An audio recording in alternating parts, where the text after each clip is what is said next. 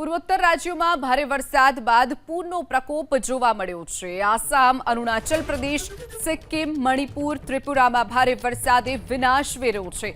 પૂર્વોત્તરના 7માંથી 6 રાજ્યોના અંદાજે 1 લાખથી પણ વધુ લોકો પૂરના કારણે પ્રભાવિત થયા છે। મૃતકોની સંખ્યા વધી અને 32 પર પહોંચી ગઈ છે। ભારે વરસાદના કારણે બ્રહ્મપુત્રા નદી ખતરાના નિશાન પર વહી રહી છે। આસામના 15 જિલ્લામાં પૂરના ચપેટમાં આવ્યા છે, ત્યારે મણિપુર અને ત્રિપુરામાં જળબંબાકારની સ્થિતિ છે। સિક્કિમની તમામ નદીઓમાં ઘોડાપૂર આવ્યું છે, જેને લઈને નદી કાંઠાના ગામો બેટમાં ફેરવાયા છે। આસામની 10 મોટી નદીઓ જોખમી સ્તર પર વહી રહી છે। આસામમાં રેલવે ટ્રેક પરથી પણ પાણી વહી રહ્યા છે, જેના કારણે ટ્રેન વ્યવહાર ખોરવાયો છે। એનડીઆરએફ, એસડીઆરએફ સહિત વિવિધ ટીમો રાહત અને બચાવ કામગીરીમાં જોડાઈ છે। એરફોર્સ 182 લોકોને એરલિફ્ટ કર્યા છે।